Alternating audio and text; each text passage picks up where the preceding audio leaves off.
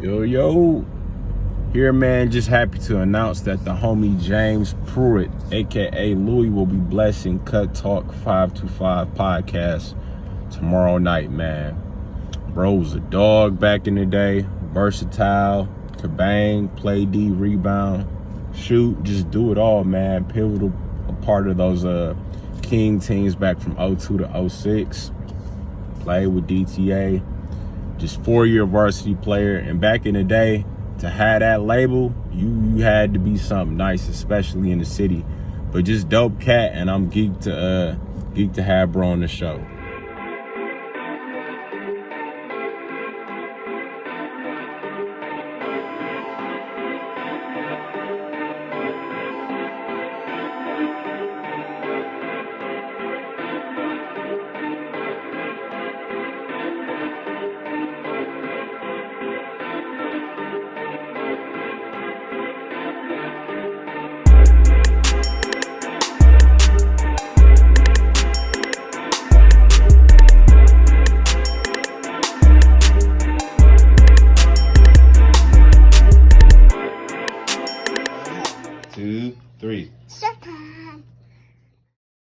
All right, man, we are here with another special one, man. I don't know how I'm doing it, man. I'm just reaching out and they replying, and I'm grateful, man.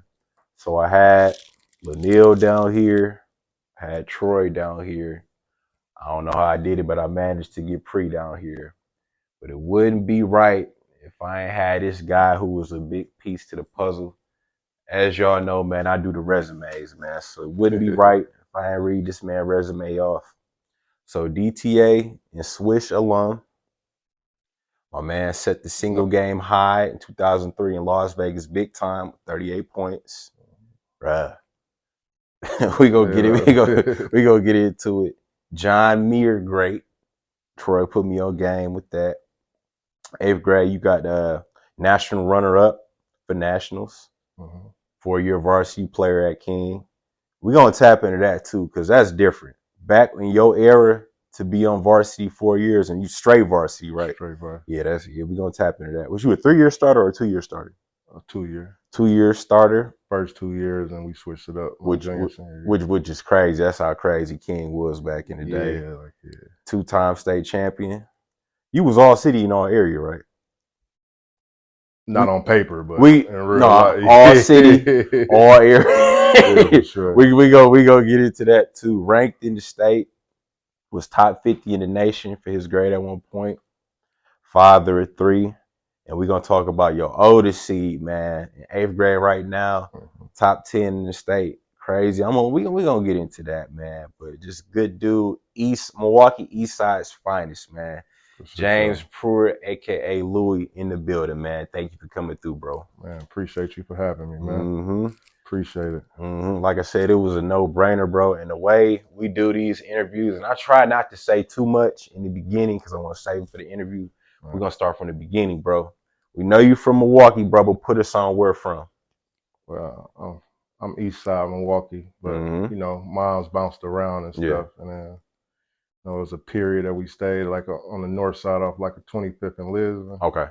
That's where basketball really started. From Salvation Army, Southwest. Oh, what? Yeah. Playing under guys like Cecil Spreewell. Shout out. Keon, what's his name? Keon Williams, I think went to Washington. Left hand Keon. Dumars, KJ, Barry Little. But I used to lie about my age a lot because I was so big. You ain't rolled, man. Yeah, I was like 8 years old, telling everybody I was 10, 11. Yeah. I got a jersey. Right. Did what you had to do, bro. Any siblings? Yep, I got 3 brothers and 1 sister. Where you fall in line with all of them? No, I'm the oldest. Are you the OG then, bro? How was it being the oldest? Man, really, I'm like the black sheep of them though. Like I was always on the go. Yeah. Always intrigued by something. I really want, you know what I'm saying? The whole body, for sure. For sure. My the brother under me though, 2 years younger than me. With him, it was just we had the same, you know, the appetite. Yeah. We was thirsty before we synced outside. Right. And hooping came early for us. So that's where we was at. Yeah. So at what age, bro? What age did the ball get put in your hand? I say 8 years old. Mm. 8 years old, going to the South Yeah. and wanting to compete, knowing I was bigger than the kids that was my age. Right. Didn't see anything competitive I want to play when they telling us to get off the court. Yeah. Like, I don't think I should be able to get off the court. Right. I So want to y'all play with put these me guys. up. You know what I'm saying? Bro. So that's where my heart and determination came from, wanting to play with the older kids. For sure. What was it about the game that made you good? Was you just big, or your skill set was just different opposed to the other kids? It started off, I was just big. Yeah. And then, like I said, always watching older kids who was way more developed. Mm-hmm. I picked up on things like my favorite thing was just how I am in life right now. Like I watch first, I learn first, and then Yeah. So I had a little thing that I actually just roam short corner and baseline to try to get any loose ball or any little sneak pass and go up. That's how I got most of my points and buckets. Yeah. And I was really scared. Like once I got the ball down there in those trenches, it'd be times I can go straight up and I'm reversing and everything like that. But people seen the potential in me. Okay. But then after that, around 10 years old is where I moved back to the east side. Yeah. And I got the plan under my east side OGs, guys like George Highshaw. Man, shout out you know what I'm saying? Yeah, shout out.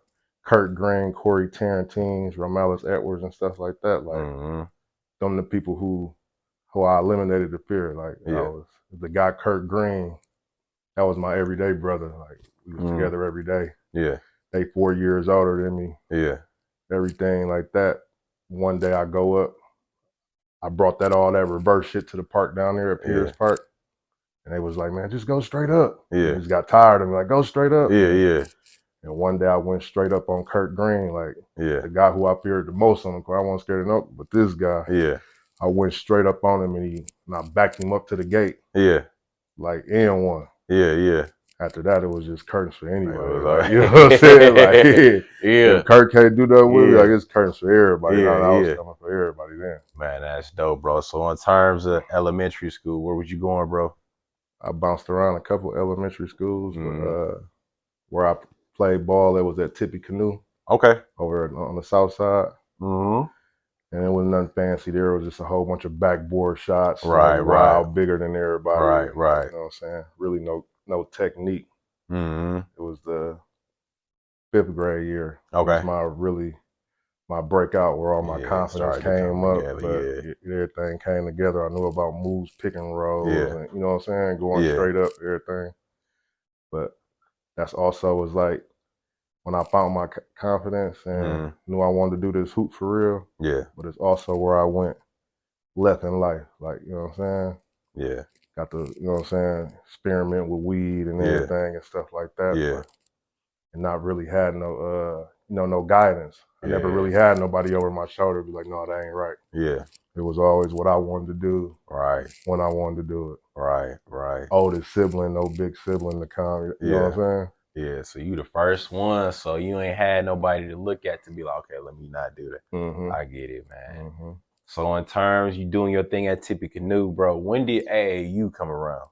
6th grade. 6th grade. So speak on that, bro. What team did you go to? Who was you playing with, bro? Okay, I was going to Lincoln. And, okay. And my the gym coach at Lincoln at the time was friends with Marty McLaughlin. Okay. You know what I'm saying? Yeah. And he used to see me in gym class. Was like, no, this, you know what I'm saying? This kid different. So he got a hold of Marty. Marty came and synced me up. You know what I'm saying? Made me see a couple of jump shots and stuff like that. Then after that, it was every weekend at the YMCA's. He's like just put me to tests. He calling out. We was up at Schrader YMCA. Shout out to Schrader, man. Yeah, he calling 8th graders out the little small gym and so like, see what you can do with them. I'm just running all through them. Like, you know what I'm saying? Like, you gotta bring somebody grown. Right. You know what I'm saying? Like, But so, yep. And then with the heart that I had like that, so instead of putting me right on the 6th grade team, he gave me a little, that's how I was familiar with Dupree's and Dre lines and stuff. Shout out to them. He let me, at the time the program was Young Lions. Yeah. So he let me play a couple older games. You know what I'm saying? With, you know what I'm saying? To see how it really going. That's when I got a whiff of Dupree and Dre line. Yeah. Just piqued my interest even more. Like these boys is killers right here. Like Yeah. Like we're gonna get into it later, but like that comeback in that state championship with Oh Pruitt, yeah, like we definitely gonna get into that. I seen that what years earlier. I've been seeing them take over games. Everybody like that. say that about dude, man. That Everybody was say nothing. That dude. was no surprise, and Yeah. I've been that we could do that. Yeah. Like, you know what I'm saying? But them the guys who really got me motivated as far as AAU ball. So Louie, let me ask you, man. I'm picking up on something. So in terms of playing AAU, seeing Draylon, seeing Pre, is that what you think you needed? Because you said you just going through cats your age, and it really wasn't. So to see these dudes who at a certain level, did that do something for you in terms of, okay, like, it's gonna bring the best out of me. I really got to try with these. This ain't easy work like everybody else. No, so believe it or not, like I was saying, like I didn't really know nothing about the AAU thing or nothing like that. I didn't really know too much about age groups. I just thought we put on the jersey and everybody can hoop. Yeah. So I'm thinking, okay, they got me playing with sixth grade and stuff like that. If I kill, I get to go play with them big. You know what I'm saying? Yeah. That's where all the killing started. I'm thinking I'm gonna kill and eventually get on the team with Pre and Dre. Like, no, it's not how it works. Maybe in some little recreation league or something, not AAU. I wanted to play AAU with them boys. Right. You know what I'm saying? No, I hear you. So Louie, at that time, bro, what about your game? What was the one thing about your game you said you just stood out that just separated you from everybody else your age at that point with your game? Just heart. Yeah. Willpower. I respect it. You know what I mean? Yeah. It was just like I wasn't nothing fancy. Like I had a bunch of basic. My patented move was a little spin move. Like if you rocking one way, I'm spinning back to left. Like, and I love to go left, so I bet you that people seeing me left, that's really my strong side and stuff like that. So there was a lot of, I used to bait at people a lot, you know what I'm saying? I bait you into where I want, you know what I mean? So I wasn't athletic or nothing like that. I just had a heart of a champ, you know what I mean? Let me ask you this. How much did the streets and where you from influence you in terms of heart? How much did that play a role with you, bro? Man, like the biggest. Like that's why I represented my side of town the way I did, like that. Like always East on the back of my jersey, barely my last name. Like it was just, it taught me everything, like I said, because once I knew I can go against Kurt Green, like it was over. Then I had people like George Highshaw, and then the trash talking before the game, after the game. Right. So going to them YMCA, playing them 3-on-3s and stuff, you losing. Now you got to hear these brothers talk about it, you know what I'm saying, all day and night. I like, got you know you, bro. Yeah. I needed some of my stories too, like what I did, you know what I'm saying? So that what brought it about me right there. Okay. So let's move along, bro. So you get with Marty, you with the Young Lions. Now, 7th grade year, bro. Give me the spill on what you was doing 7th grade. 7th grade year, that's when we converted into DTA. The 6th grade year, we weren't Young Lions. Young Lions was a little, like for the recreational years. Like they did a little group thing with George Carl, and we was friends of Hoop. So we was friends of Hoop 6th grade, but that, you know what I'm saying, whatever happened with that turned into DTA 7th grade year. And did Adidas come right away? Yeah, Adidas was always there from Friends of Hoop. Okay. But that's right. But when we came DTA, that's when you know, custom Adidas. Like, wasn't no more team Adidas like everybody else had. We had our own DTA on the side. Like it was. That's when Rockstar life came. Right. 7th grade year. What was that feeling, bro? Y'all switched from the Young Lions, now y'all DTA. Y'all got the customs, man. Y'all getting that treatment, bro. What was going through your mind, just experiencing all that, bro? Just like how good me and Jerry and Troy gelled like that. It was just like a real big three before the big three. Like, right. Just unstoppable. Like outside shooting, inside presence. We high flying, we dunking, and you know what I'm saying? Whole different level. And then all eyes was on us. Right. Then we was the flyers, like with the gym bags, the joggies, you know what I'm saying? Like, it was a way different spirit, especially coming from where I come from. Like, fly shit is like, it's a must. Like, so that was like a plus. Like, I'm staying with them. It was look good, you feel good, look good, play good. That's dope. So now doing your thing, you got the trio with DTA, got the gear. Now run us to 8th grade year, bro. 8th grade year, now we fully blossom now. Like, you know what I'm saying? we really going to all the big time tournaments. We playing the top and we knocking everybody down. To even where we playing upper, like we playing ninth graders and 10th graders. Yeah. And we beating everybody. But when we go to Spieth, Indiana, we got the battles with Mike Conley and OJ Mayo, Josh McRoberts and everything. Man, you saying some names now, bro. Like the only teams we really couldn't beat, we in dog fights. Yeah. 1 point victories, 2 point. We could never beat Indy Spieth with Mike Conley. Was Greg Oden. Yeah, man, I get it. I get it, man. They was a year ahead of us though. Yeah. We was bringing it to them. Yeah. And at the time, I'm probably our biggest player. Eric O'Neal at 6'4", 6'5". Yeah. Like, you know what I'm saying? They got 7-footers, 6'8"ers. Right. And we bringing it to them. Yeah. Let me ask you, Louie, bro, what did that do for y'all conference, bro? Y'all just running through everything. Y'all running through everything, man. Y'all got the chemistry. What did that do for y'all? Just y'all mental, bro. It took us there. Everything. Like we thought we couldn't be stopping. No league. Even coming back here playing AFYs and summer stars. Like couldn't nobody touch us nowhere. Right. Me and Jerry was like, that was my best friend from 6th to 8th grade year. Like, you know what I mean? So we in every league possible, just dynamic duo. Can't lose.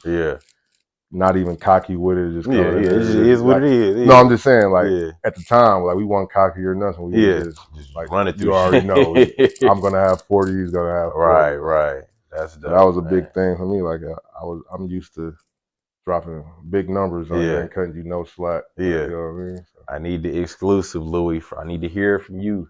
You and Jerry play ones? One-on-one? Yeah. Nah, hell no. Really? I mean, like competing in practice. Yeah. Like competing in practice, yeah. What was the matchups like, bro? Yeah, he ain't cutting me no slack. I ain't cutting him no slack. Yeah. And then we gonna go home because for the summers I down there stayed with him. Like, you know what I mean? And we'll go home and argue about it. Yeah. And be right back at it again. Like I'm talking about sitting there laying on our stomachs eating cereal, arguing about this play or that play. Like, you know what I'm saying? Or just putting the blame on each other. Like, no, you was a part of that run. You should have did this and that. Yeah. All competitors. Dope. But never just go outside and play ones because but we'll put it to somebody who thought they like Chris Buford. Man, shout out to bro. Shout out to bro, man. If anybody in the city that was up for a challenge against me and Jerry, it was Chris Buford for sure. Like, man, shout out to bro, man. Chris from my block. So I definitely told him I was gonna shout him out. So you getting your love right now, bro. Yep, for sure. Like tenacious on the defense. Like he took pride in trying to stop me and Jerry. I'm talking about we can have 45, but if he calls us to commit 3 turnovers, like you good with that.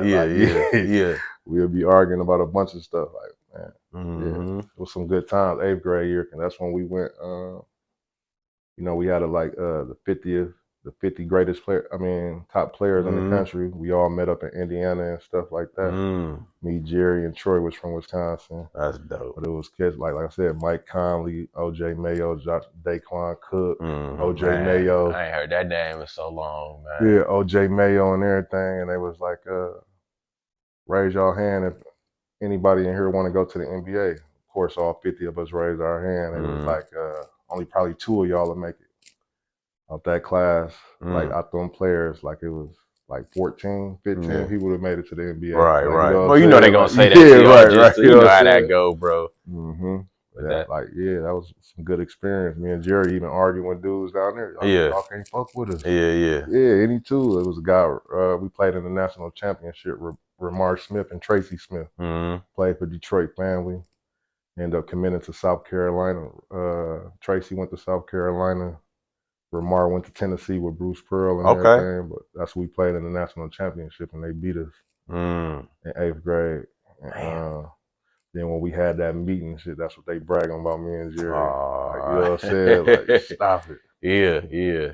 When did you have the was it 38-point game? Was that later? Yeah, that was like sophomore year. I mean, that was like freshman year. Okay, we gonna work our way up to that. So so it's the summer, 8th grade going into 9th grade. You do your thing on the circuit, bro. Now, in terms of making a decision where to go to high school, because Troy filled me in and said y'all supposed to go to Marshall. Yeah. So how did that work out, man? Just the powerhouse King had there already. Right. They knew that whatever King had there, and then what could be left with us coming in. Yeah. It could be a 4 or 5 year, like, you know what I'm saying, like 4 in a row, like some history making stuff, like, you know what I mean. So that's where that came in at. Okay. You know what I'm saying? Did you ever consider Riverside at all? No. Okay. Because like I said, like I grew up faster than most of the people on my team. I really didn't. Okay. At my age, I was really thinking when I graduated to the 6th grade, my friends was graduating to high school. Okay. So I was really bored in class and stuff, like going to school and everything. Yeah. I was already skipping schools to go hang out with them and act like I was shadowing that Riverside. So I seen all Riverside had the offer early, so I was like, no, I don't want to go there. I feel you. Just thinking, just in terms of like proximity, bro, where you stay and like. No, that definitely was the hood. That was okay. I want to say that was the closest school to you. It would have, but I seen like I said, the guy who I feared most, Kurt Green, he went there. Okay. And I seen his basketball career ain't really take player. Like he didn't like the coaches, and I'm like, I ain't going to Riverside. I've been there like 12 times. Right. You know what I'm saying? Like I ain't like it. Yeah, I hear you. But then I just had people like my administrator at Lincoln when I went to Lincoln.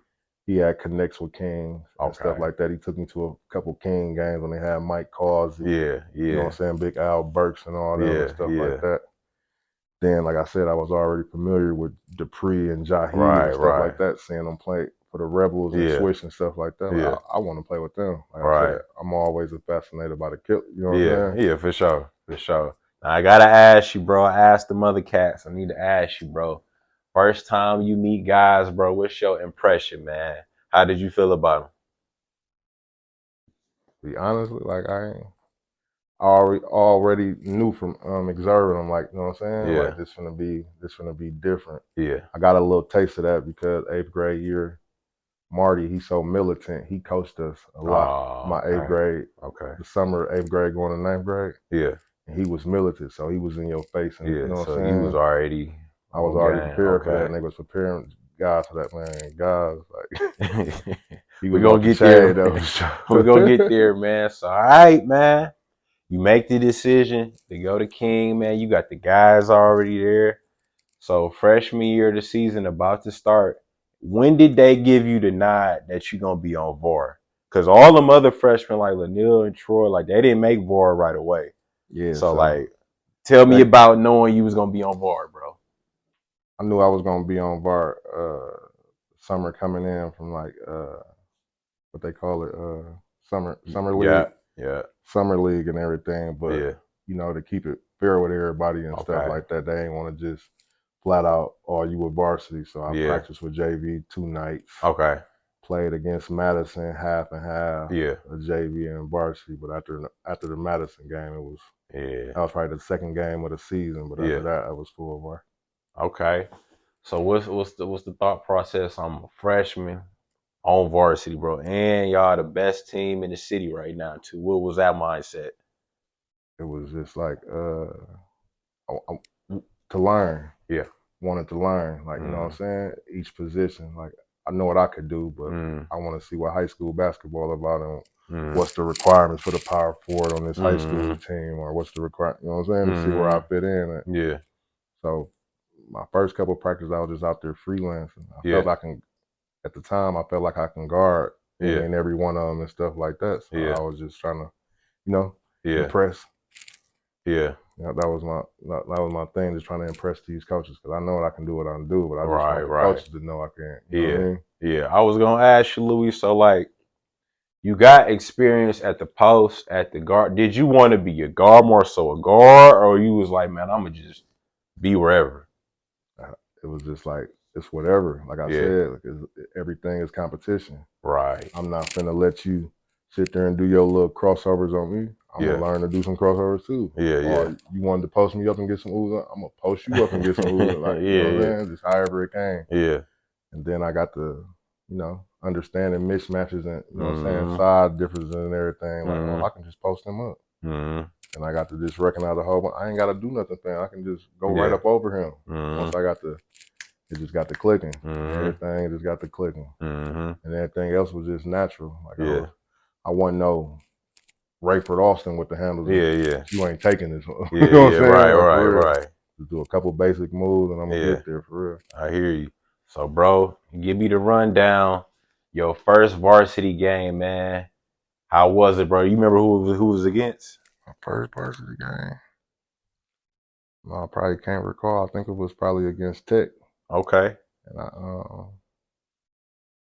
think it was Tech, or Tech was early on, but they used to have a guy named Chris, Baby Chris, that they used to call, and you know what I'm saying? It was like, oh, they used to try to compare me to a Baby Chris and stuff like that. But he was way more athletic, but skill set wise. Yeah. And, you know, I was just up for the challenge. Like, oh, this the guy, you know what I'm saying? You know what I'm saying? Just ready for my number to be called. Yeah.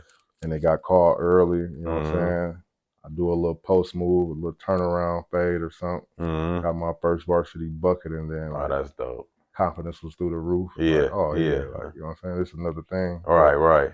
But then that's when things got a little confusing for me, because I was always used to being off the leash. Yeah. Like play ball. We running and gunning, stopping, pulling up in there. But playing under a system, and you know what I mean, and structure and everything, like you like, man, I know I can do, you know what I'm saying? Like what? Yeah. And you gotta slow it down and run an offense. Yeah. 7 passes, 5 passes before a shot up, and all this stuff. It was all new to me. So man, how you adjust to that, bro? Just getting used to like, okay, man, they do things a certain way. I'm used to doing my thing, but now I gotta change my game a little bit to fit in. well, it come from winning though. Like always, always been winning since like I said, since 6th grade. Like we've been winning all the way up until this point, freshman year in high school. So it was easy to adjust. Like this is what we got to do to win. This is what we got to do. But I just, you know what I mean? Might try to argue it a little bit in practice, and then suffer the consequences for that. Talking back, and everybody running 17s and everything. Like, oh man, I got to abide by this. Like, I'm fucking up for everybody else. And guys was crazy too. Like here, I sit on the side. I gave the lip. Now I'm gonna watch my team run. Now I got 12, 13 motherfuckers pissed off at me. Right. I had a question to ask or something. Like, you know what I'm saying? Like, and I'm the freshman. Like, nah, Was y'all your freshman year? Was y'all practicing in the morning yet, or y'all was? Y'all was in the morning. Hell yeah. Man, speak on just adjusting to that, man. Man, way wild. Like, it was times I was going to high school. It was dark outside. I was leaving high school and it was dark outside.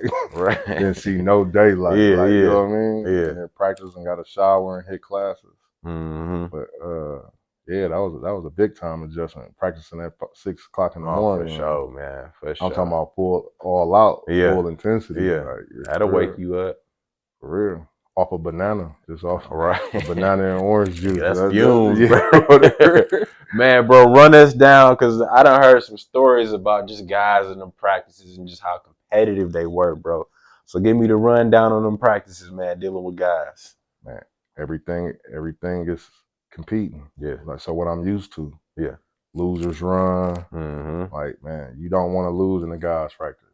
Oh no, And you want to complete the mission. We had one drill, it was like a box out drill where it's 3 of us in a triangle and stuff, and can't nobody catch the ball in the lane. Like, you'll be there all practice. Like, if you tired, we just got done running the 17 and we'll go right into that drill. You tired trying to play lazy defense, you'll be there all day. That's crazy. Yeah, guys, and this little competing methods, like everything was competing, man. Even our up and downs, layups, missed free throws. I need 5 from you, 3 from you, or whatever. Loser run. Everything is competing. Talking back, somebody late for practice, he say we in gold. Somebody come out with the blue jersey. Y'all running, man. That's right, man. Making you get on people, like he'll sit you out too. Like, if your mistakes, I have us running, and you will be on the sideline. That's relax. And you had to do the 17s in like 55 seconds. Anything under. You better dive at the end or something. You got to see some type of hustle. Right. Man, but that's what made y'all at the end of the day, man. Y'all champions, bro. So it ain't gonna be easy in practice. It got to be a certain level of that to get y'all to be where y'all at. For sure. As a team, for sure. Like, can't lose. Right. You know what I'm saying? Right. Even in games. Missed free throws and everything. That ain't forgot about. Right. We gonna get to this at 5 a.m. in the morning at practice. You miss 3 free throws, you miss 2 free throws, everybody on the line. Like, oh, hey, it's like 6:30. Right. You running 17s to break in practice. Consequences for everything. No, I hear you, bro. So that season, yo, freshman year, man, y'all team was loaded, bro. Jahi, Pruitt, Jamel Jackson Wilson, Gutter, Justin Willingham, Khalif. Man, just loaded and y'all running through the city, bro. So y'all make it to playoffs, regional sections, y'all do y'all thing. You having a good year. Y'all make it to state, bro. Just speak on that. Speak on that freshman year. You getting time, you make this statement. Speak on that experience, man. Man, like I said, like rock stars. Like everybody there rooting is people who know us. Yeah. And we ain't seen from a can of paint that's coming up there just to strictly see King play and everything like that. Like a whole different experience. It was more like I'm used to going out of town. Oh yeah. And playing the AAU ball, but doing it for the city and people knowing me from my high school. Like it was a different feeling for real. Like, all the students there and all the love and stuff, they parents and the old alumni and stuff like that. Like, yeah, it was a different experience for sure. Man, that's crazy. So, who did y'all play the first game y'all freshman year at Was it? I think it was Madison with Follett. Okay. Yeah, I think it was the Flower Twins. Yeah. Madison with Follett. Okay, so y'all go through them, and they was cold, bro. Yeah, Michael Lynn, I think Jonte. They was cold. So that's a big win too. So semifinals, you remember who y'all saw semifinals? Was it Kimberly? Yeah, it was a team called Kimberly. They always make it upstate. That was Kimberly. Yeah, they always make it upstate. So solid team. Yeah, Kimberly was a solid team, man, that played similar ball like us. Yeah. 7, 8 passes before a shot. Like, I think that game was like 33, 37. I can see it. Like, you know what I mean? Like, I can see it. 15 to 12 at halftime. Yeah. Like, wasn't too much of nothing. It was a whole bunch of physical play right there. So now y'all make it to the big game. Big Brian Butch, Appleton West, and I heard that y'all played them during the year too. So y'all was able to beat them, but now y'all seeing them again, Mr. Basketball, 7-footer, going to Wisconsin, bro. What's the feeling, man, going into that game and seeing them? Yeah, we was turned up. We already had beat them before, so we got, you know, they at the other end on the tunnel, and we at the other end. We trying to talk shit to Brian Bush on, you going home tonight? Right. His cocky ass was, it's the last game. We all going home. Like, we was like, you gotta laugh on that. Yeah, we laughed at that. I was like, damn, we killed it. We is all going home. We on your ass though, for sure. So game starts, bro. Run us through that championship game, bro. Crowd lit. Yeah. Like, it was just the atmosphere. Real turned up for sure. I went in there, I took a charge on him. Yeah. The 7-footer. He down there trucked me, ran me over. Like, hey, okay. Yeah, he big because we watched the game before against Custer. Yeah. And he really put it to Custer. He had like 44. So we thought, you know what I'm saying? Like, he probably got his McDonald All-American game on. Right. Like I said, everything is competing with King. Like, losers run. Like, we ain't right. You know what I mean? Losers run and we ain't running 17. So yeah, it's just heart. All our heart, man. We was always undersized in a lot of our games too. Yeah. Like, Jamil was 6'6", 6'7", you know what I mean? Yeah. We used to go up against footers and stuff. It was just all heart. Yeah. Any position you can name. Yeah. Man. He was different though. Yeah. He different. Jump out the gym, strong as a like.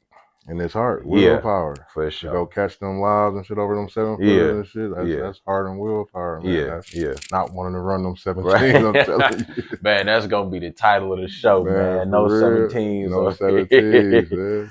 Man, I hear you. So y'all end up getting that game.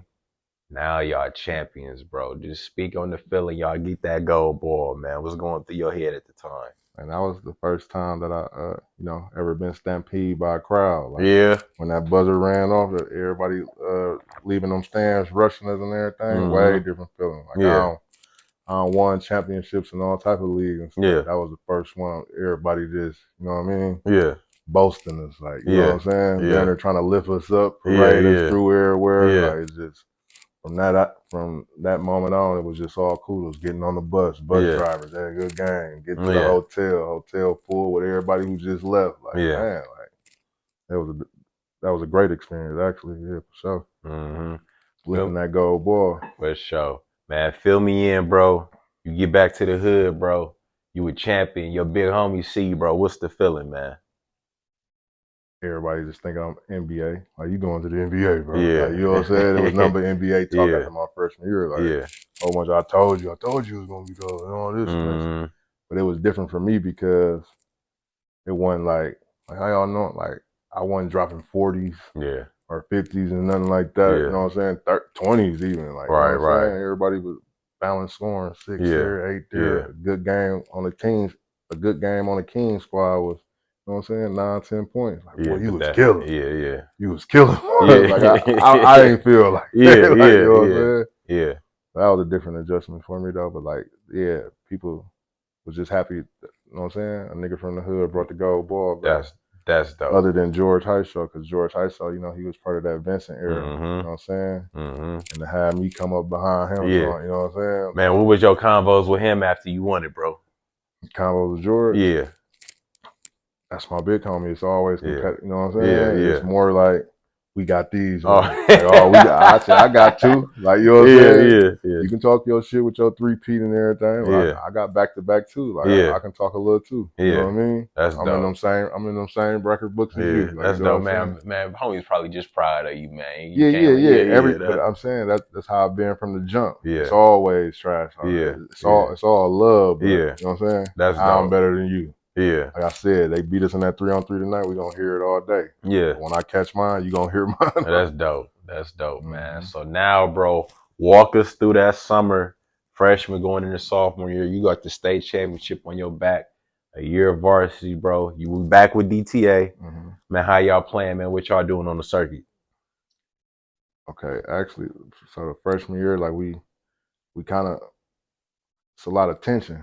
Like a lot of people finna go their separate ways. We finna pick up new players and stuff like that. But we started off with our core still, with our big three and everything. But like I said, we started off with Troy Senior and Jerry Smith doing a lot of our coaching, and then once we got to the summer, like the 9th grade summer, Marty took over and was coaching. And like I said, he was more militant. Like in practices, we shooting little shots off one leg and stuff. Like he wasn't going for that. Like, you know what I'm saying? Like, don't shoot that shot in the game unless you can make 10. Like you stop in practices.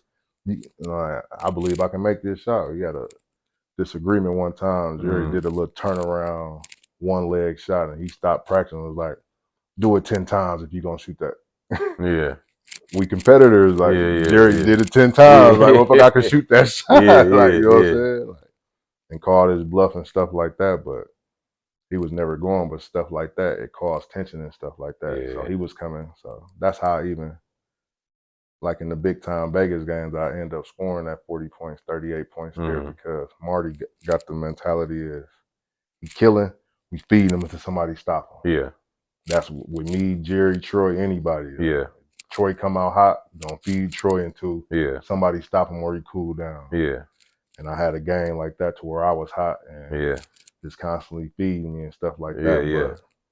But at the time, at that age, like, you know what I'm saying, we done got a taste of high school basketball and stuff. Like, ain't nobody feeling that. Like, we all can do all that. Like, we ain't just finna just be up here in this big time, you know what I'm saying, feeding one person. So that's called tension, and that's when we really broke apart.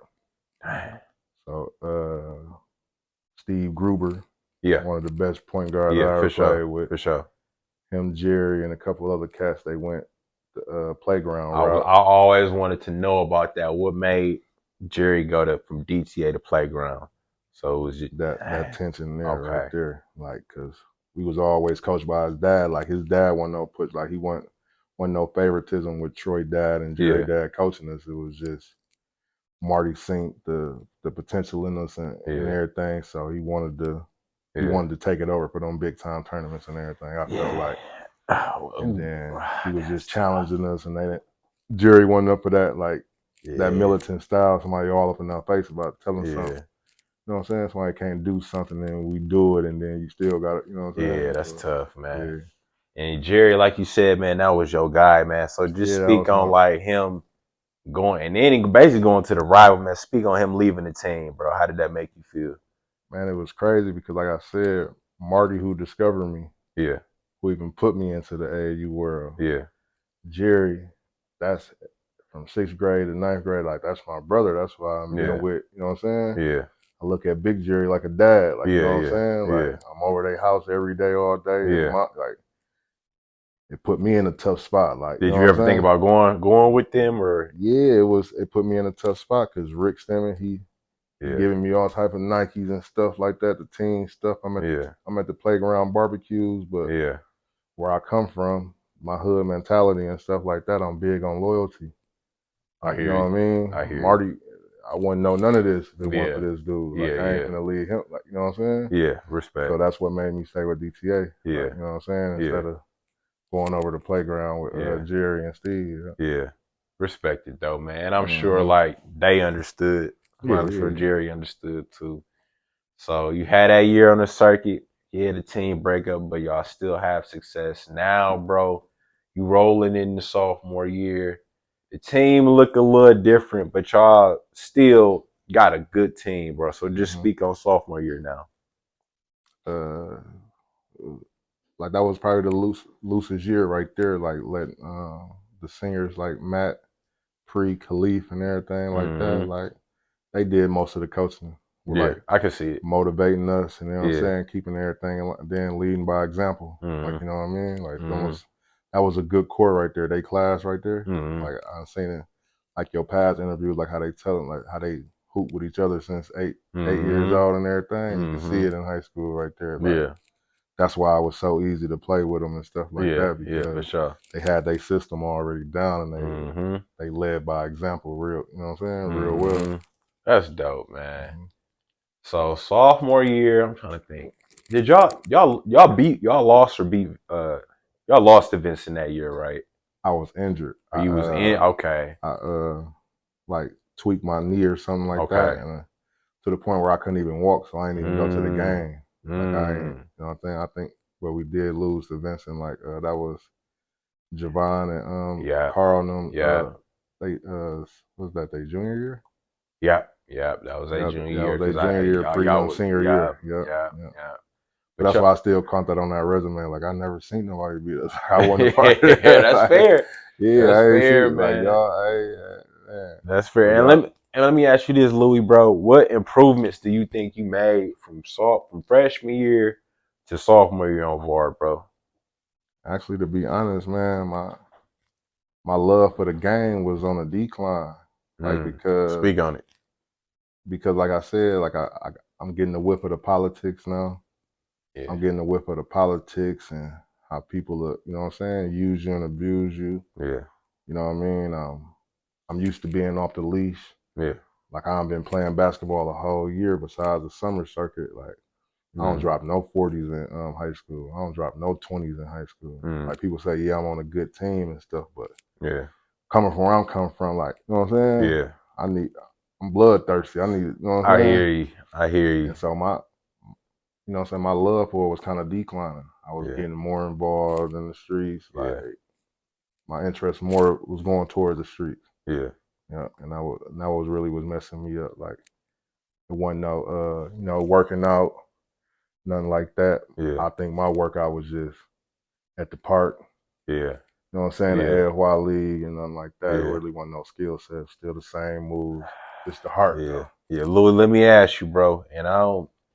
Did you ever think about having a conversation with guys or what was the assistant Jackson, Coach Al Jackson, Jackson. and Mm-hmm. just letting them know what was on your mind? Like, man, I'm seeing certain things that's kind of turning me off, man. Like, I still want to play this game, this foul. Like, do you have No, anybody in the basketball world you could go to, kind of no, vent that? no. But I think they synced it in me. Yeah, But they seen a decline. I mean, declining in me. So yeah. I think they stayed away from it much as I stayed away from it. They just was just I don't like letting. that. Yeah, I ain't like it neither. I don't like that, But now that man. I Just being understand real, bro. I don't right. like But that. now that I Yeah, understand the politics and basketball and stuff like that, like I said, like 'cause I was top tier. I played with the best of them. Like yeah, you know what I'm saying, and just yeah, like college offers. yeah. Like when I'm out of town, talking to all these assistant coaches, Yeah. and they showing interest in stuff. Then I get back home and Yes. like, where my, you know what I'm saying? No Yeah. letters or nothing. Yeah. Like, I'm talking to people over the phone, Yeah.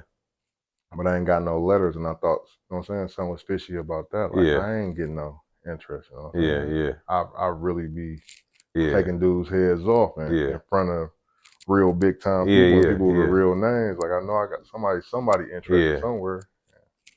I don't think people was just passing me my letters or even speaking for me because what they seen, the decline in me, like the no love for it. Yeah.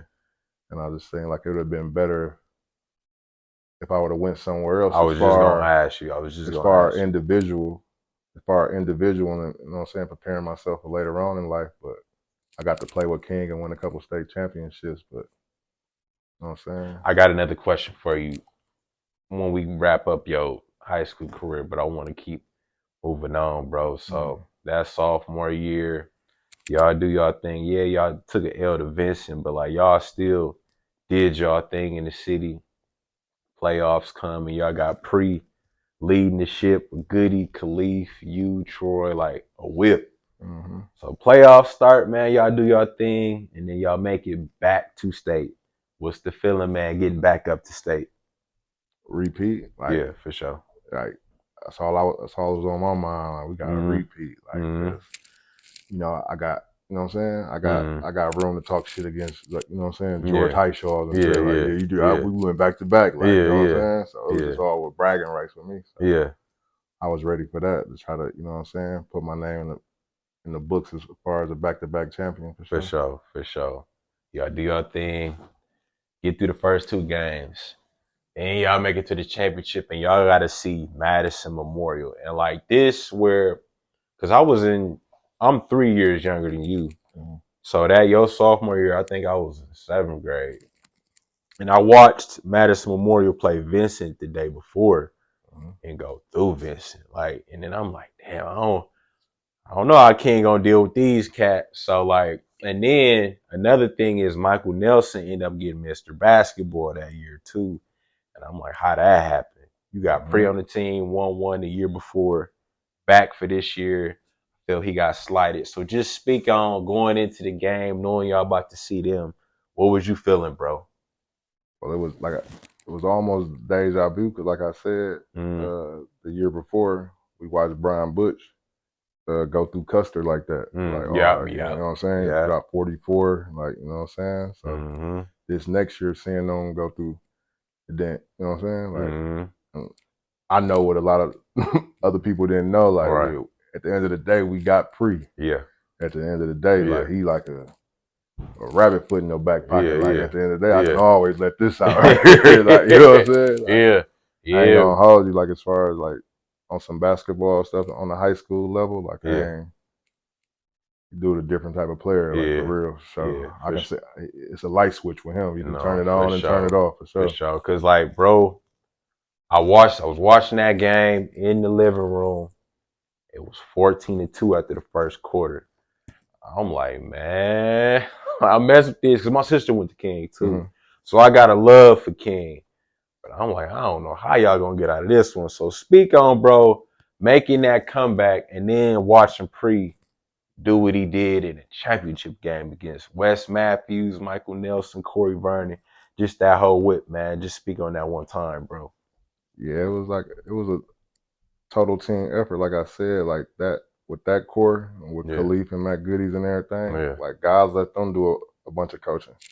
So when they senior year and when they seen everything on the line right there, they took over. Yeah. And it gave people like me and Troy, you know what I'm saying? We was the youngest on the squad. Like, you know what I'm saying? It gave us more confidence because we seen them like just get in, like, totally lock in. And Troy came off the bench with a big spark, like a huge spark. Like, you know what I mean? Big shots. Yeah.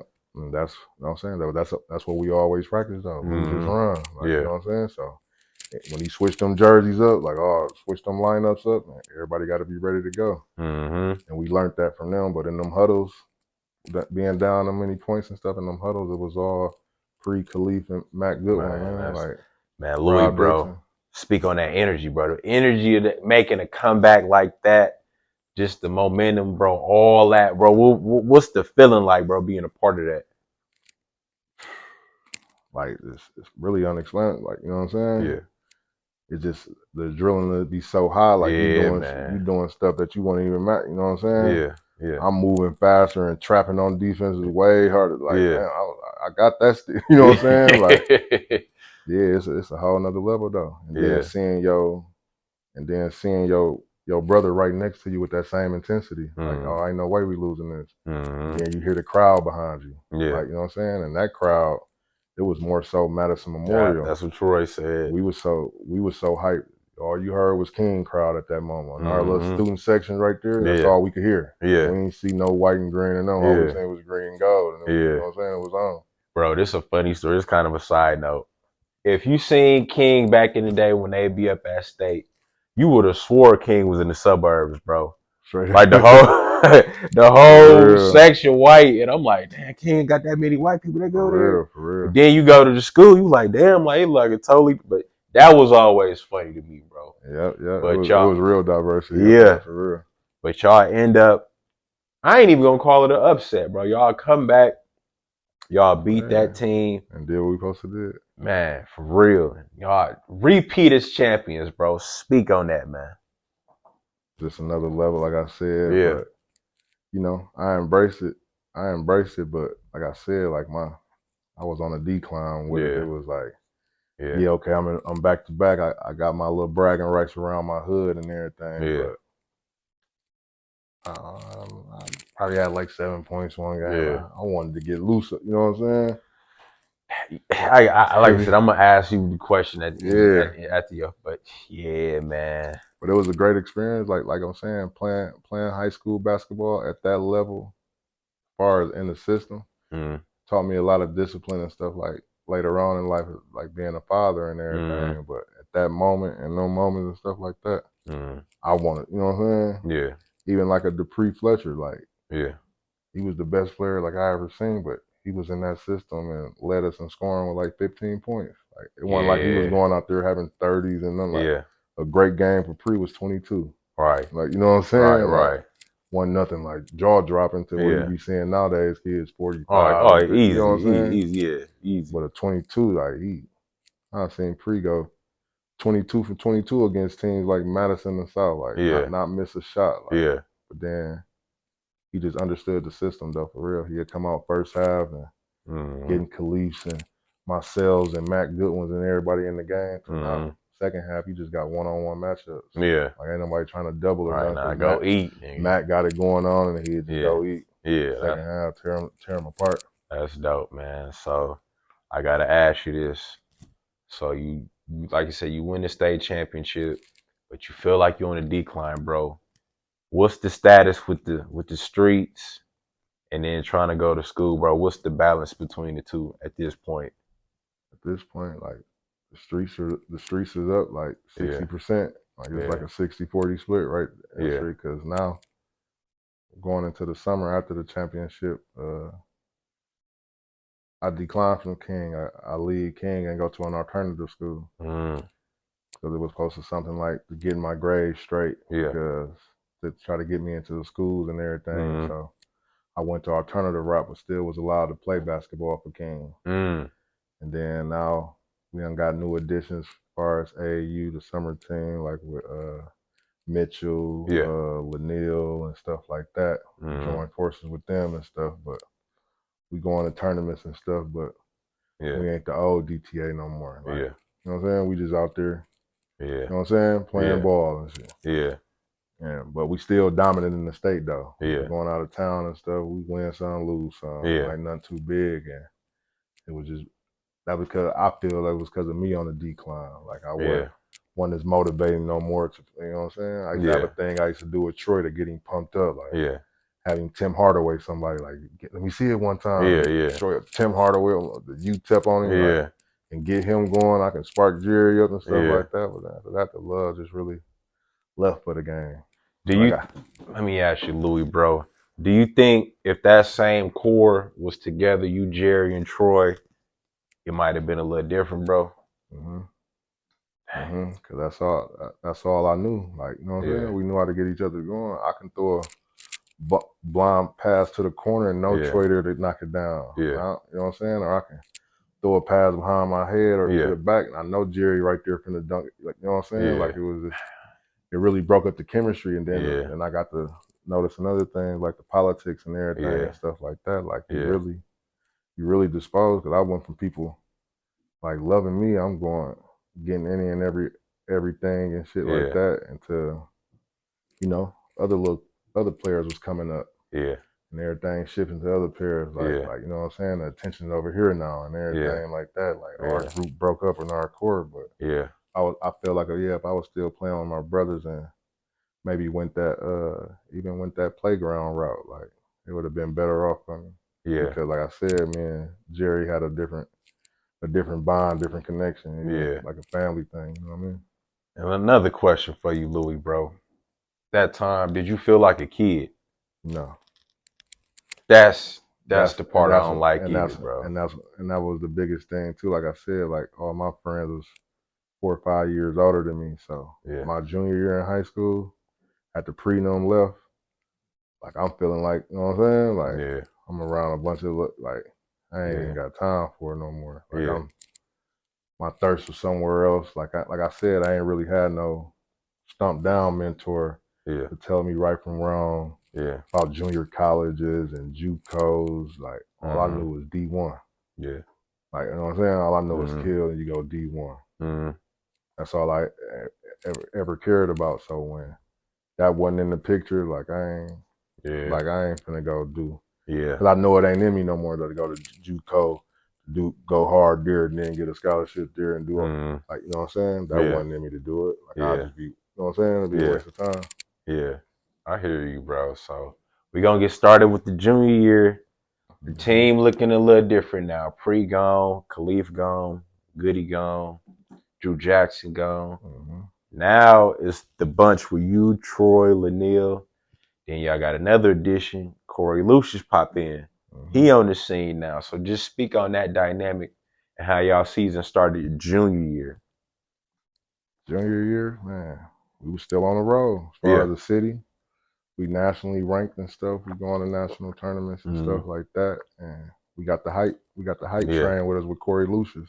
Yeah, it's our back-to-back year, but now we got freshman sensation. You know what I mean? Like, you know what I'm saying? Coming in.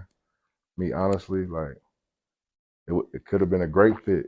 But like I said, like I felt like I was, you know what I'm saying? Felt way older. Like, you know what I'm saying? My heart really wasn't in it. I love playing with the Troys and Lanils and stuff like that, but I had a low tolerance for, you know what I'm saying, bullshit, because I come from winning. I know what it takes to win. So when you come in with your attitude, like it's some individuals, you know what I'm saying? Like, nah, this unfamiliar territory right here because we don't rock like that. But now King also got the Adidas contract and everything like that. So now it's politics at King. You know what I mean? So what wasn't sliding freshman and sophomore year, a lot of stuff sliding now. Junior year and stuff like that because of the politics and stuff like that. And like you allow certain players to come in and do certain stuff. Or have certain attitudes with no consequences and stuff like that. Like, and that really, you know what I'm saying? For the ones who've been there, like for the me, Troys and Lanils and stuff like that, I don't know if they spoke about that, but it kind of fucked up the camaraderie. Like, you know what I mean? Like, you know, just seeing that versus how things was. Like, you know what I mean? So like it ain't that intense in practice no more. Like, you know what I'm saying? Like what happened to the 17s? Like, ain't, you know what I'm saying? I was going. Was the respect different now for you? Yeah, the respect was different, man. The respect was different. It was like we was catering to some people because of what they brought, what they brought to the team. Some people came to the team and they brought, you know what I'm saying? They brought cameras, they brought sponsorships and everything like that. So I guess coaches felt like they had to, you know what I'm saying, pamper that a little bit. You know what I mean? And that's when it was just like hoop ain't for me. Like, you know what I'm saying? I got the, man, I should have, but with the transfer and stuff, like you got to sit out a whole year and all this and stuff like that. Like I would have went elsewhere if it was something quick like that. But that junior year, coming to that junior year, I knew it was all bad. Yeah. Man. That's tough to hear, man. You know about King, the tradition of just winning, being that team, hard nosed, and just to hear like, y'all was kind of transitioning into something else, man, and then y'all just couldn't figure it out and just stuff changed, man. That's unfortunate to hear, man. Yeah, for real. But Louie, I had to get this exclusive from you, bro. I know junior year was a little rocky, but y'all had a bright point in that year, bro. I think you know what I'm talking about. Vincent, #1 in the state. Y'all go to Vincent. Y'all play them boys, bro.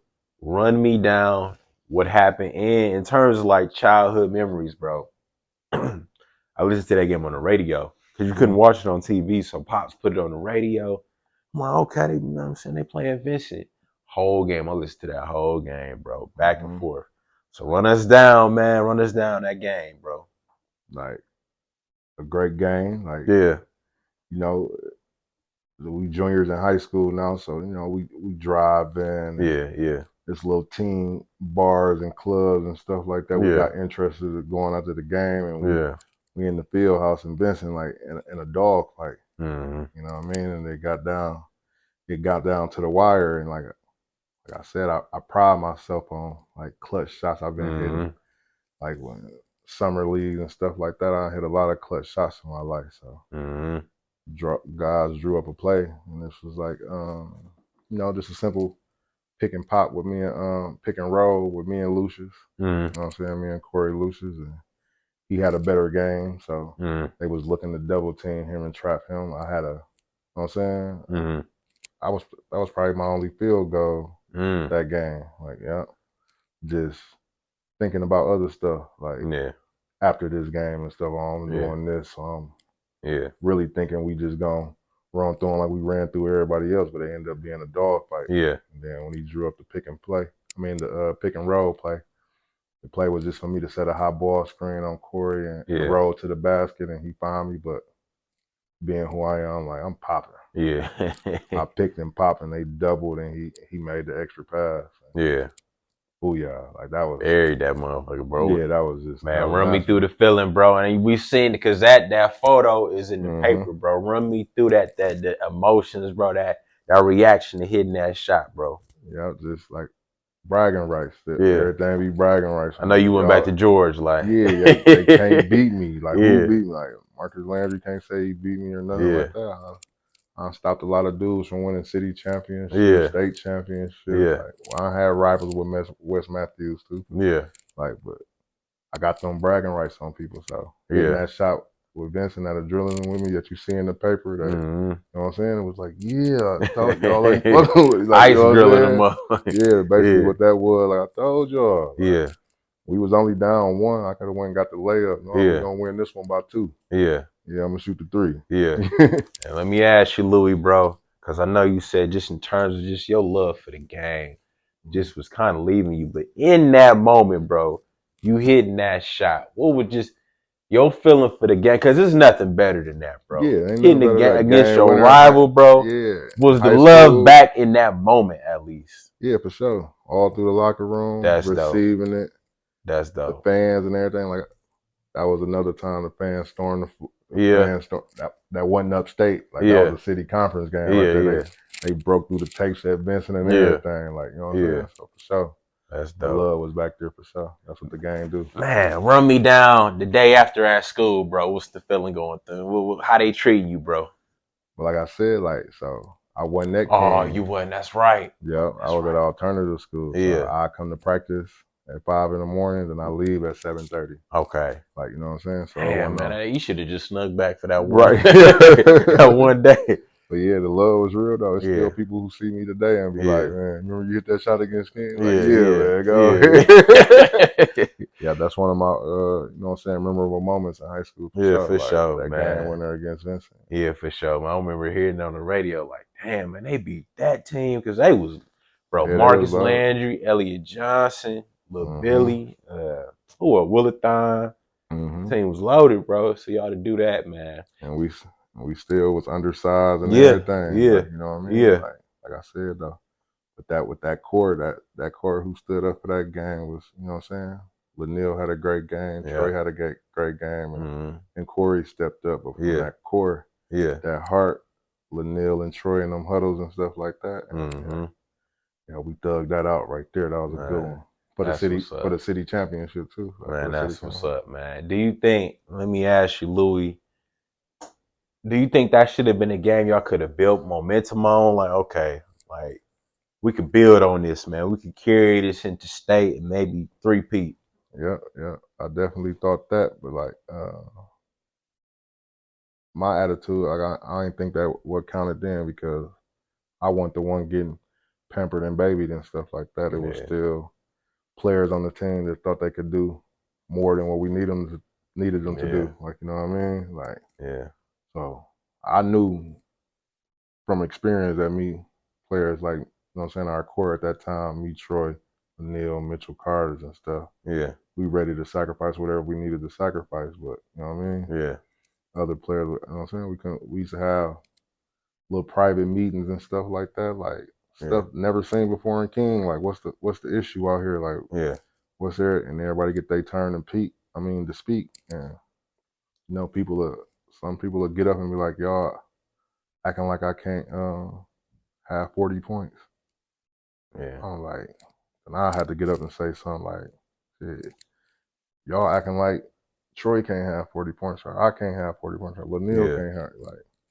King was full of people that can have 40 points. Like yeah, 40 points ain't gonna do you having 40 points on a team early on in your high school career ain't gonna get you to the NBA or nothing. Like yeah, they ain't gonna come grab you your sophomore year or nothing. So yeah, it means nothing. Like, you know what I mean? At the end of the day, like yeah, if you play within this system that's proven to win back to back state champ, you know what I'm saying? We could have yeah, had something great, but I don't yeah, think everybody at that time bought into that system yeah. like the core did. You know what I mean? So Mm-hmm. that messed it up. Yeah, Like I said, and what they was bringing, the politics and the cameras and all that, like coaches allowed it, and it really, you know what yeah. I mean? I get it. So y'all eventually I get to the playoffs. Y'all run into Tulsa East, man. Y'all run into Jerry, man. Man, give me the rundown on that game, man. He was one up. Yeah, That was his time to shine. Like you yeah, know what I mean? For sure, yeah, he got us because, like I said, it wasn't there. It was we competed to the death. Like I said, it was like it's a team yeah, sport at the end of the day. Like yeah, you know what I mean? yeah. And they team was ready to play team ball versus us. Like you know what I Right. mean? It was times like Troy can hit, like I said, Troy can hit three threes in a row, Yeah, and then somebody on the other team feel like they want to hit one instead of yeah, feeding Troy one more time, just give him a heat check. Like yeah, you want to, it was stuff like that going on junior year in the playoffs. Like yeah, I can be doing my thing or something, maybe somebody want to do yeah, their thing. It was just no, yeah, we gonna do stuff our way. Like you know what I mean? yeah, You know, I know a lot of people probably wouldn't speak on it, but I know it was killing a lot of them too. Like man, I just you know what I mean? yeah, And the coaches was allowing it, especially the core, like I said, who wasn't used to that. Like I was yeah, just, if I would have did that 2 years ago, like, yeah, you know what I'm saying? We'd have yeah, paid a valuable price for that. But yeah, now it's okay. yeah, You know what I'm saying? That and Jerry, but don't take nothing away from Tulsa East. They came out ready to play. yeah, Like, you know what I'm saying? They got yeah, them one for sure. yeah. Did you have any conversations with Jerry after the game? I was pissed at him. No, Like, you ain't wrong, I was man. Did pissed y'all at Jerry. eventually talk at Yeah, all? yeah, Y'all yeah. eventually, Hell yeah, that's my brother at the end of the yeah, day, like yeah, for for sure. sure. But on the competing level, you know how it Yeah, is. yeah, Like oh, he yeah, got us yeah, one, yeah, yeah, for sure. and he felt good about it. So Yeah, instead oh of feeling yeah, like, oh yeah, man, and yeah, then for sure. we weren't used to losing and stuff like that. So yeah, it Mm-hmm. was devastating for sure. No, I hear you, bro. So, fortunately, the season in there, and then now, just in terms of like the street dynamic, bro, is it is basketball even a thought anymore now? Once basketball season over, like it's I'm going to an alternative school. So the last reach out was Marty tried to bring me in the summer of my junior year and have me stay with him Yeah, to get me like try to get me focused and stuff like that. And you know, I took it up. Everything going good. Beginning of the senior year start, and I go to school and I try to, you know what I'm saying, engage in some marijuana before school. Mm-hmm. The cameras get me. And now they got to call my guardian. I'm like, you can call my mom. Yeah. Don't call the motherfucker who, you know what I'm saying, who Yeah. I'm living with, but they call Marty. He's militant as the way he is. Yeah. You know, he also, I understand it now. I couldn't understand it then, but he got a son he raising too. Like, I can't have that around my kid. I'm like, I want to bring that around your kid. I'll do this on, you know what I'm saying? Yeah. I don't really know this, but that was it. By the time I made it home, when they kicked me out of the school, they suspended me. But by the time I made it home to Marty crib, he already had my shit packed. Damn. You know what I'm saying? Dropped me back in the trenches, and that was basketball for me. Like I completed my senior year and everything like that, but once he dropped me back off into the trenches, like I said, my pops wasn't around or nothing like that. I was with the wolves, all my friends out of high school. Yeah. They on the other stuff. Like Yeah. I'm fascinated about what they got going on and shit like that. Like I won 2 state championships. Like Yeah. it is what it is at this point now. Yeah. But I got to graduate though. Did you go with DTA? That's junior going into senior. Did you play DTA that Yeah, summer? but Okay. it wasn't junior year going into senior year wasn't nothing too shabby. Like we was just, you know what I'm saying? Routine. Yeah, it was just a routine AAU team at that point. Yeah. Wasn't playing really too many big names, any big tournaments and nothing like that. We Yeah. always went to Vegas. Junior year, I went to ABCD camp, but like I said, I thought I was just there because I live with Marty. Yeah. I live with you, and you can take me to ABCD camp. Yeah. You know Right. what I'm Right. saying? Right. But I went down there, like I did my thing or whatever, but my heart went into it. Yeah. Like, you know what I mean? Yeah. So, bro, give us the rundown. Senior year, and now senior year, y'all team #1 in the state, and I got a shout out to my guy Jared Jenkins. He from my neighborhood Yep, too. my boy Jared. Jared make the starting lineup, and I was so proud of dude just to get with y'all and break into that starting lineup and just knowing his game and knowing how he kind of changed his game to just do the little things to make the starting lineup. Man, I was so proud of dude.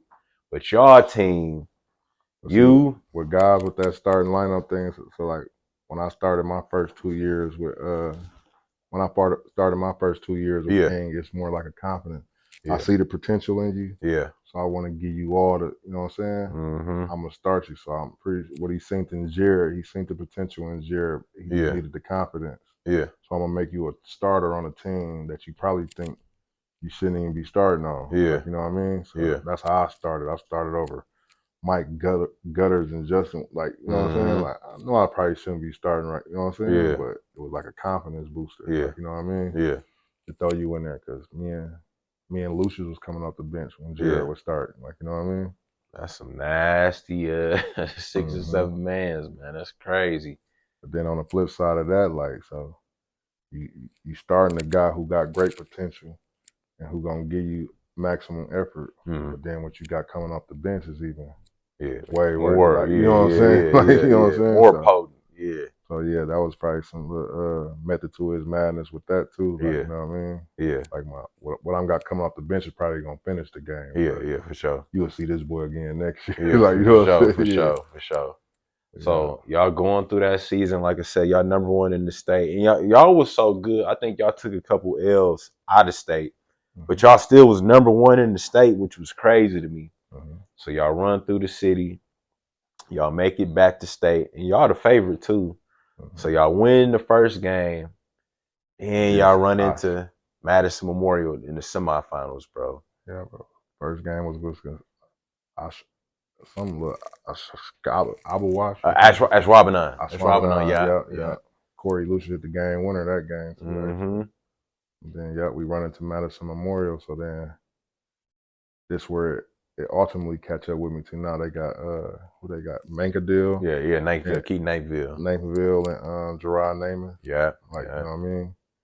These boys putting in work, like weight room, like big physical and stuff like that. Like I said, the tradition switched from King. Wasn't no mandatory weight room and stuff like that. Like they was more fit to, you know what I'm saying, be there. We was there off pure skill and athleticism and names and heights and everything. Like them boys worked for it while they was there, and it showed at the end. Like, you know what I mean? Yeah.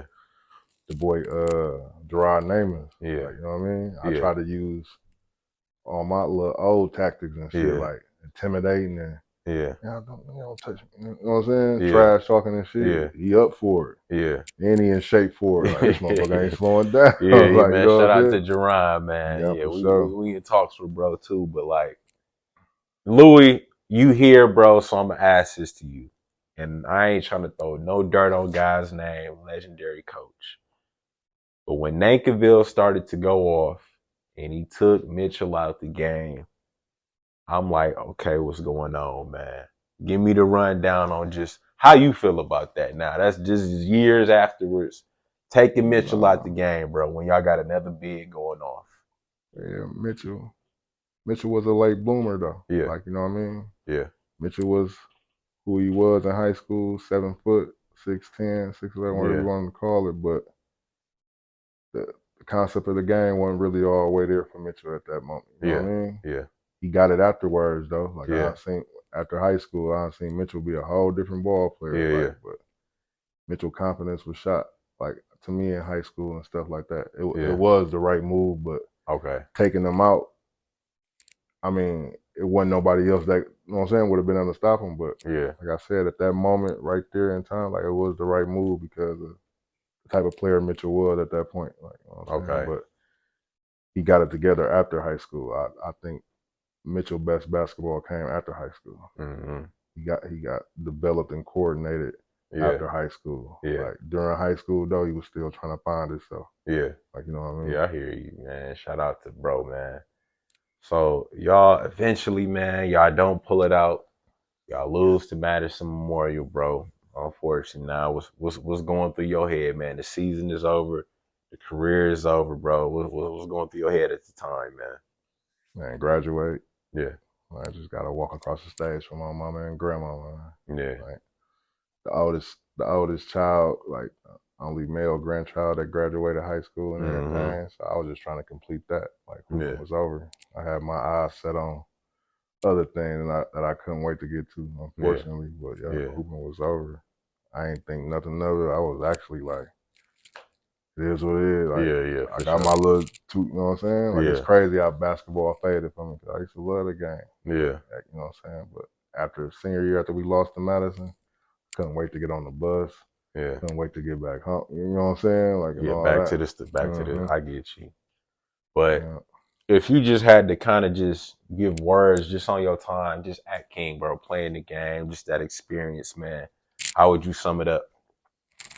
Like I said, basketball, like, I'm saying 50-50, but full service, like, teaching me how to be a man, discipline and structure, being a part of a team, a winning team, winning program and stuff like that. Like, experience of a lifetime. Like, you know what I'm saying? Like, we had like little motivational speakers and stuff that used to just be there, like the chiropractors, like the experience, like them first 2 years, like to keep that core strong as it was and stuff like that. The lengths that he went to do that, like, you know what I'm saying? Remarkable. Like, you know what I'm saying? Everything worked. I felt everything worked. The early mornings in practice, to be committed to that. And knowing if you pull up to this mug at 5:35, like, you late, and, like, you know what I'm saying? Like, it's 17, like, so you know what I'm saying, the drive and the determination and stuff to make that stuff happen and to keep us, you know what I'm saying, together like that as one, like that. Like, for sure. It paid off at the end, like, in life. Like, for sure. That's what taught me that. Like I said, because I ain't have a lot of, you know, father figure role models types that's on my heels every day. That was really on my heels every day. When basketball season went in, got to be on practice at time, and guys making people run 17s and once, like, that taught me how to be, you know what I'm saying, a better man today in life. Like, you know what I mean? I hear you in respect. Now, it's the questions I want to ask you, bro. In terms of your basketball experience, in terms of high school, do you think you would have been better suited to maybe go somewhere else? Like, like, I'm a part of a winning tradition. It is teaching me something, it's molding me. But I'm getting to a point now where I'm just losing love for this game, man. You think a switch somewhere else would have been good for you? Yeah, I definitely thought that. You know what I'm saying? Later on in life and thinking about that, like if I would have went somewhere else, then Yeah, I could have really been me. yeah, Like as far as, you know what I'm saying, showing my full abilities and, you know what I'm saying, playing basketball how I learned how to play basketball and mm, really compete the way I wanted to compete. Like, yeah, I think I could have been in, you know what I'm saying, to the NBA. Like, 'cause yeah, Greg Otis and Mike got like these people, OJ Mails, like I've been in tournaments and little group events where I shattered them. Like yeah, they yelling at me because I talk too much. I talk too much shit. yeah, I know how to pick out the weakest link. Like we used to go to them little camps and stuff and play little 4-on-4 half courts. yeah, I had my team just everybody else swinging the ball. I be one person until they try to make a mismatch, and yeah, I'm just talking my trash. yeah, Like even the coaches like used to come up here and talk to me like, man, you special. You know what I'm saying? Keep it yeah, up and all this. And so I know if I would have went somewhere else and kept my confidence and played the way I played, like I could have been. yeah. You know what I mean? Do you think if that somewhere else would have just been out the city, period, like you think that would have done something good for you? Well, Like just different environment, period. not necessarily out the city. Like I could have just went anywhere, Yeah, but I would have kept the thrill for the game. Like yeah, I don't think the marijuana or nothing like that slowed me down or did nothing like that. If mm, anything, it was like Popeye with his spinach. Like I'll get off that and go yeah. crazy. Like but you know what I'm Yeah. saying? It was just I wasn't used to being myself. Like you know what I'm saying? Mm, I used to from middle school to ninth grade, I was catching the buses by myself to go on the game. Like I go to North Division, play mm, sixth grade for Lincoln, and then get on the bus, go up to MSL, mm, play in the eighth grade game with the Young Lions, and get on the bus and go back down and play. You know what I'm saying? Because I transferred to Sarah Scott, so I mm. was still able to play for Lincoln and Sarah Scott and North Yeah. Division. You know what I'm saying? So I like my love, and I ain't waste no time asking for no rides or nothing. Like I'm getting Yeah. to my games because Yeah. I know I'm finna let loose. I'm finna Yeah. gotta say I had 30 here, or you know what I'm saying, and warnings and stuff. Yeah. I know if I was able to play like that, like my love would have stayed for sure. Yeah. Another question for you, Louie. Do you think your situation could have been a little different too if a coach pulled you to the side, like Skip, I want you to do well in this year. I want you to hustle. I want you. If they was like, man, Louie, how you doing, bro? Skip, what you got going on? Like, I see how you moving, and like some ain't all the way there. You think you that could have done you some good, bro? Yep. And that's why when I said I was in that tough spot between choosing DTA Yeah. versus Jerry, Mm-hmm. street mentality made me choose DTA. Like on some loyalty stuff, Marty the one who discovered me. But Yeah. what's better for me and what was better for my soul is to be around Jerry and his dad because that's who really had my best interests. Yeah. Fuck basketball. Yeah. When basketball wasn't nowhere around, like I'm in the house, we talking about life stuff, and Yeah. I'm saying he treated me like a son, like you know what I Yeah. mean. So Yeah. I think if I would have stayed that route versus somebody who just probably seen me for a dollar sign or whatever, like you know what I'm saying. Yeah. Because when I chose this side, the loyalty, like the loyalty wasn't right.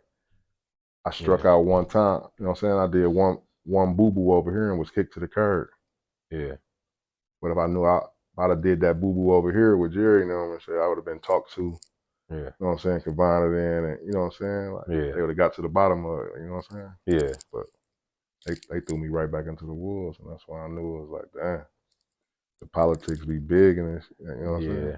So that's why, like, when my son now, I don't play that. Like Yeah.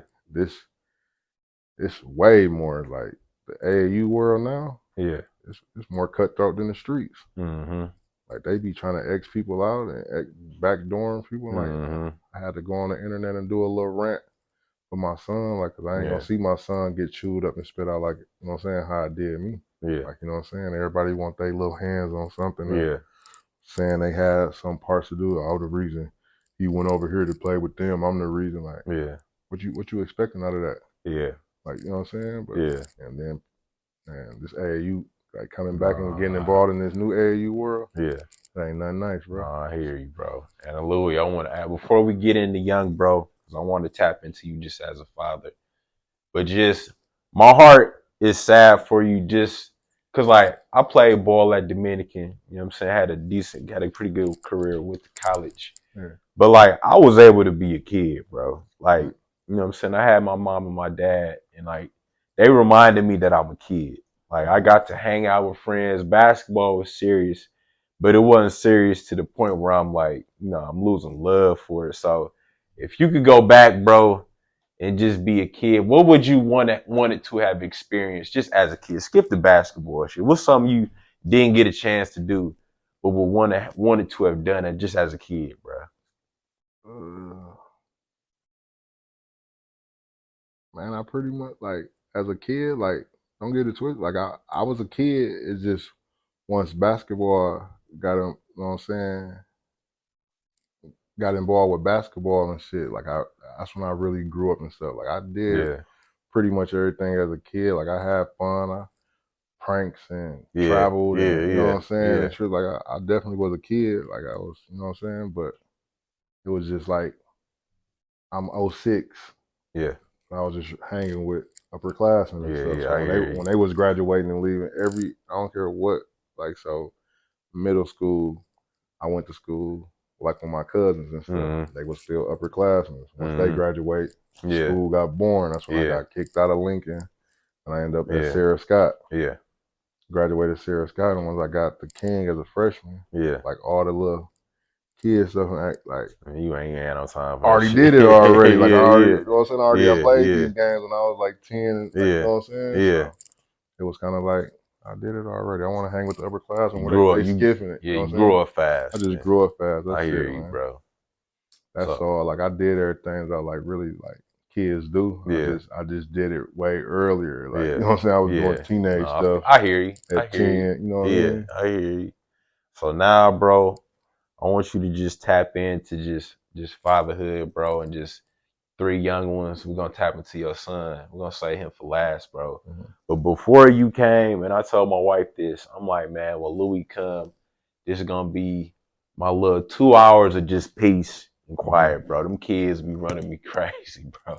Work be hectic, but then when you get home, it's like the job ain't done, bro. So just speak on just your kids, man, taking on that responsibility, bro. Just being with them and just trying to do right by them, bro. Yeah, okay. So I got a 14-year-old, a 10-year-old, and a 17-month-year-old. So the difference is my 10-year-old, she right in the middle, so she daddy little girl. Like you know what I'm saying? That's my piece right there.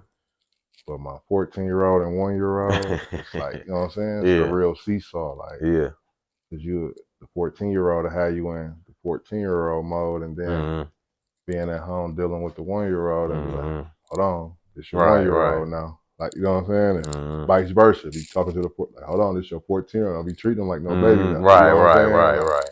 So the adjustment with that, up and downs and stuff like that, that'd be challenging. For sure. And then my boy, he into it. You know what I'm saying? He just remind me of myself so much. Like, so I just got to be overly on him. Like, you know what I mean? Yeah. And in real households where I come from, like, daddy really feared her. You know what I'm saying? Daddy ain't,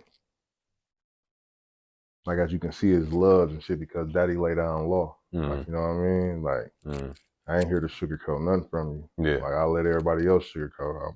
It's going to be law right here. Like, you know what I mean? So we bump heads a lot now. As far as he a little teenager, he got a little chin hairs and mustache and stuff. He's trying to feel himself. You know what I'm saying?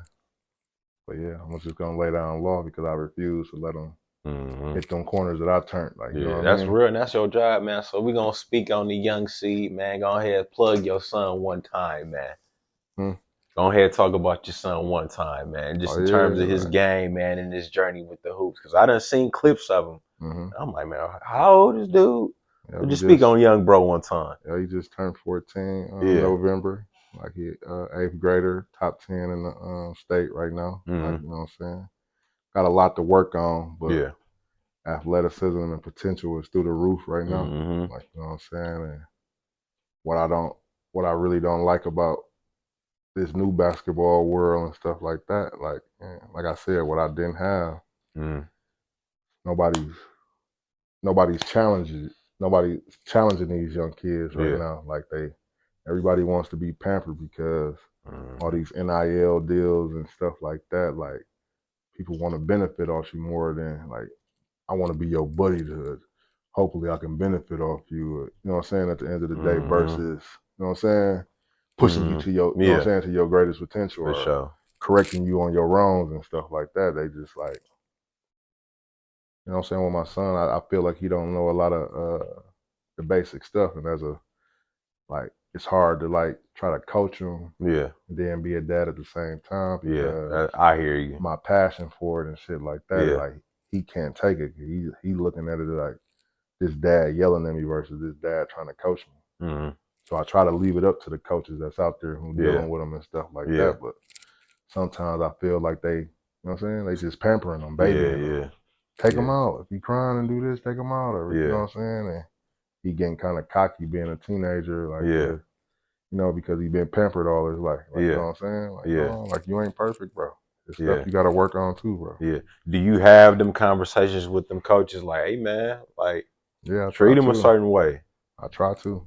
I try to every chance I get. Like, if it's, I'm busting locker rooms and everything. Like, you know what I'm saying? Like, hold on, like this, man, don't stop babying him, bro. Because right now he had a real pivotal point in his life. Like his 8th grade year, going into this summer, going into high school. He got to be well equipped. Now he's gonna start going on AAU tournaments where it's 2 of him on every team. Like, you finna be going to this tournament. There's other 8th graders who can jump too. Like what you doing in Wisconsin, like it's people around the world who doing it too, and you finna see. Ain't gonna be no time for baby and stuff like that. Like it's people just as fast as you and they can do it there. I be trying to show them, I mean, you know, be tough on them on that part, but then he'd go to a practice and the coaches just let him do all this type of wild stuff. And I be trying to tell him like, no, but the new program that he with now with Power 5, like man, shout out to them boys, man. Shout out to Power 5. Like I like the system. I like what they teach the kids. It's you know what I'm saying? It's a good program for him. And I think he gonna flourish real, you know what I'm saying, real well with them boys. Like, man, you know that's what I mean? dope. That's dope. For sure. Louie, if you could like, cause you know your journey, you know what you went through, bro. If you could steer him away from certain things, what's your method to steer him away from certain things you went through? Certain things that just was in your way, certain things that you just fell into. What are you doing as a dad, somebody who played a game, somebody who just got that experience to kind of just keep him on the straight and narrow, bro? Just own them. Yeah. Hearing my voice daily. Yeah. Like it's not a day your phone don't go, you know what I'm saying, don't go off and it's not me. Like, where you at? What you doing? Hey, go work out. Or just send them 1,000 reels. You know, never reply back to no reels or nothing like skills and shit I be trying to send them. Like, you need to work on this or do this. Just stand on them with that. It's going to always be in the back of his head. You know what I'm saying? And trying to keep him active. So it's no dead time to go get off into stuff I was doing. Like, you know what I mean? Like, stay active, stay in the gym. Stay with a team. Oh, your team ain't got nothing going on. Go play with them. Yeah, you can go play with them. Whether it's up to Racine or Kenosha or whatever. Like, just keeping him active.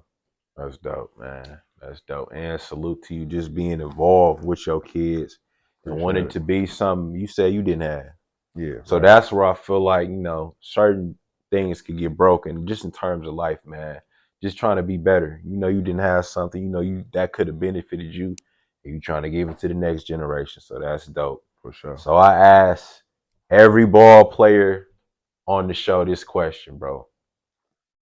If OG Louie, the dad Louie with experience had to speak to young Louie, you know what I'm saying? Sophomore year Louie, junior year Louie, when you just going through it, what would you tell him, bro?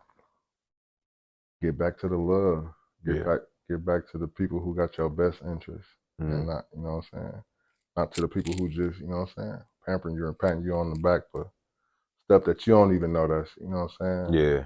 I know this ain't right, so why you even giving me props like it's all right? Like, you know what I'm saying? Right. if I had to talk to myself, man, I'll just like, man, stay around people that you know genuinely love you, regardless of basketball or status in life, whatever you got, who just genuinely love you. Like, you know I surround myself with more people like that. Like, you know what I mean? That's respect. Respect. Real. Another real question. I wouldn't be me if I didn't ask this question, bro, because I try to make this podcast so much bigger than basketball, bro. It's definitely a big topic on the show. But essentially, I want this show to be able to help a young guy who might be going through some stuff, and he see this ex-player who was dope back in the day, but might have bumped his head and just got game to give, bro. So, Louie, if you could speak to that one kid who might be in the streets, might be going through something, might be battling with something, what would you tell him, bro? Like, what would you tell him? Yeah, for sure. Like, I even be trying to reach out to some of these programs if y'all got some, you know, some little adolescent kids and stuff like that to, man, I come speak to them, man, on the love because, like I said, like the basketball world, it's like, especially now, it's like they using and abusing you. Like, you know what I'm saying? Some of these people that seem good or, you know what I'm saying, are saying they got your best interest right now, it's really for a play for them. Everything is politics. And if you love something, you just got to stick to it. Like, you know what I mean?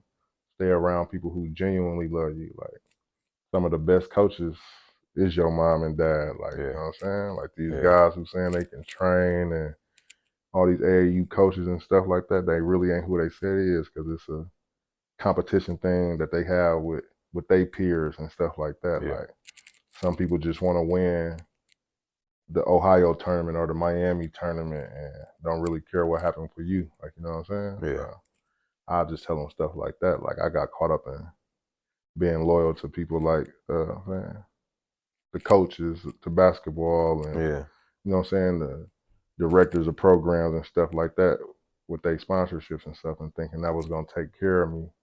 In all actuality, I just needed to be around the love. I could have got a lot more further in life. Like, you know what I mean? Yeah.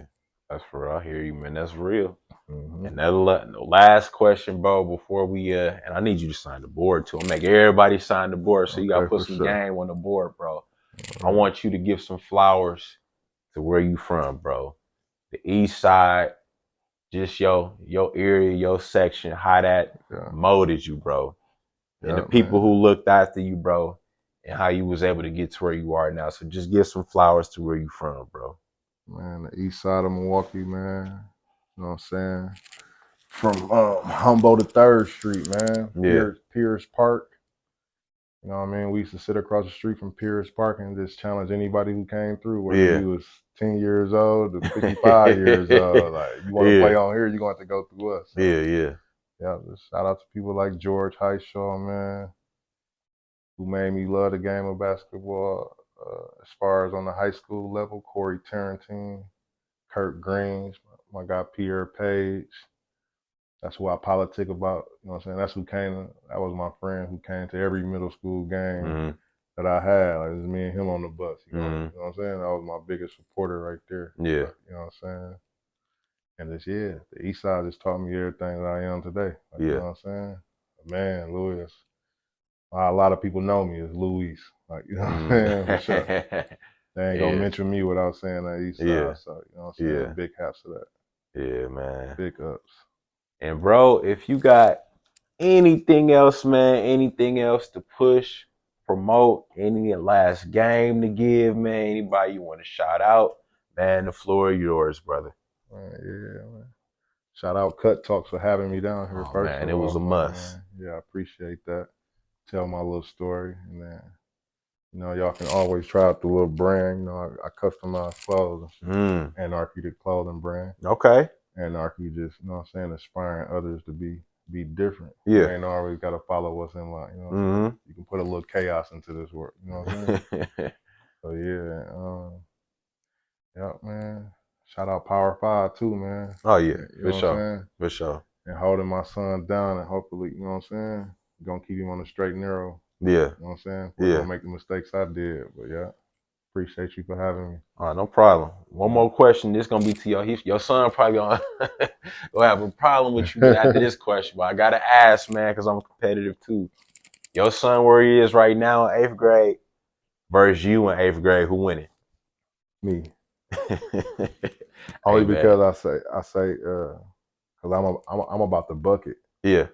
These new kids, they got all these side steps, these euros, Yeah. they jelly layups and all Yeah. that. Like, I don't care how it dropped for me. Like, Yeah. you know what I'm saying? So in 8th grade, I was putting up 40s and 50s. Like he had 22, 3 dunks, Yeah. 5 dunks, windmills and stuff. Yeah. Like he'd get the crowd hype just like I would, but Yeah. I'm getting the hot crowd hype because I'm shooting deep threes. Yeah. He getting the crowd hype because he's windmilling in the 8th grade. Like, Yeah. you know what I'm saying? Yeah. Hey, But that's real right there. That might have to be one of the quotes on the board, man. I get it how I get it. yeah, That's I get it for real. that's real, Louie. But Louie, I just want to say, man, it is a pleasure. I looked up to you, Troy, Lanil, all y'all cats. So the fact that we could come down here, just fellowship, and you just give your story, man, that's dope. And I like I said, appreciate that. it wouldn't have been right. I get them dudes, and I don't get you because you a part of it. Yeah, for sure. So For man, sure. it's real that you was down here to tell your story. This will probably be out, if not tomorrow, for sure, Sunday. So man, y'all tune in and just tap in with me and check out my guy's story. I gotta get him to get some jewels, give me some jewels on the board. But yeah, man, it is Cut Talk, man. Y'all stay safe out here. It's all love from me, love from Big Bro over here, man, and For we out. sure. Mm-hmm.